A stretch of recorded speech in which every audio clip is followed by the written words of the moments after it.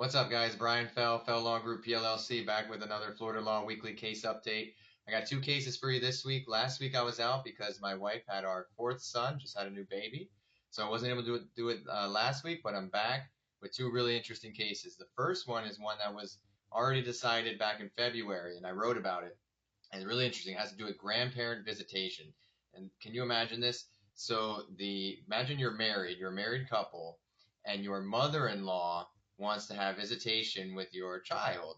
Well, apparently in Kentucky, grandparents can file an independent action to establish time sharing with a married couple's child if they're the grandparent. They can get visitation rights, essentially time sharing with their grandchild over the objection of the parents, which to me in Florida, as a Florida lawyer, that seems crazy.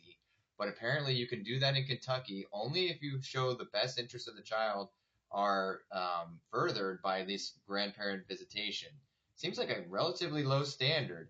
And so what happened in this case, this is exactly what happened. The grandma, it's the maternal grandmother, she got granted visitation rights to her grandchild. The parents, who were a married couple, they actually said, we don't want to abide by this. They were, disputing this. They didn't want to have the grandma have time sharing with their child. And so what did the grandma do?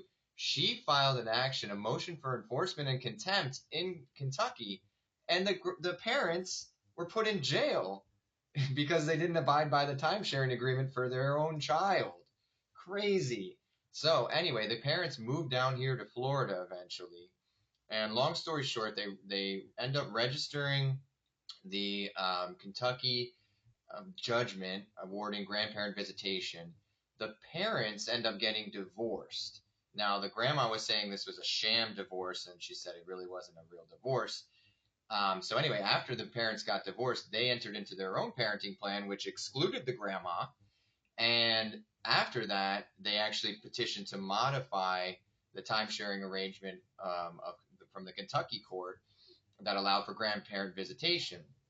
And they lost. Why? Because the trial court said basically the change in circumstances of the divorce was essentially contemplated at the time that the judgment awarding grandparent visitation was entered. It was contemplated that these parents were potentially going to get divorced. So that was not a sufficient basis to modify the time sharing for the grandma. To me, that's a little crazy to me, and the appellate court actually agreed. They noted that in Florida we don't have grandparent visitation, and in fact, it's a violation of our Constitution, our right to privacy. It's a violation of that as a parent to allow for grandparent visitation over the parent's objection. But what trumps that? Well, apparently the full faith and credit clause of the Constitution basically says, regardless of whether it's a violation of our Florida constitutional right to due process, right to privacy, it's still enforceable because it's enforceable in Kentucky. So we in Florida have to give this full faith and credit.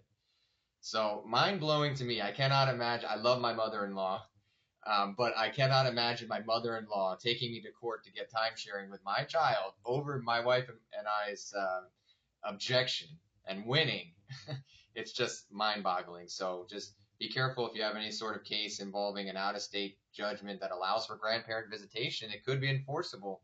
And it's also a good case to show when something is unanticipated, because apparently this was anticipated that they would get divorced, so you can't really modify it based on that change.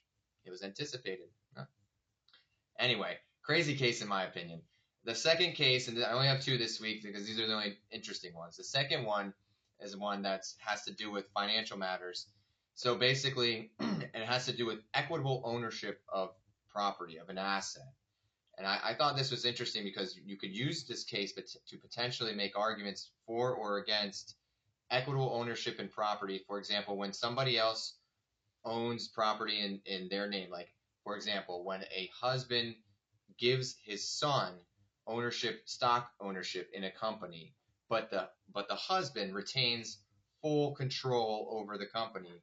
This case, I think, may allow for the wife to be able to say the husband still has an equitable ownership interest in the company. This is Hurley versus Veon.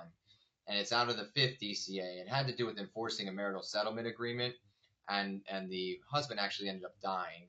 So this was brought on behalf of the estate, or against the estate, basically.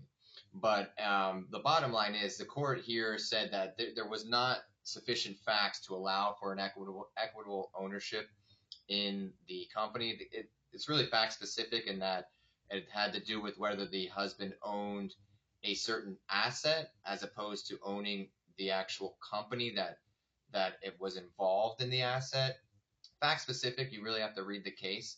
But I liked it because it allows for us to argue potentially that someone could have an equitable ownership interest in a property and still have that be classified as an asset for equitable distribution purposes.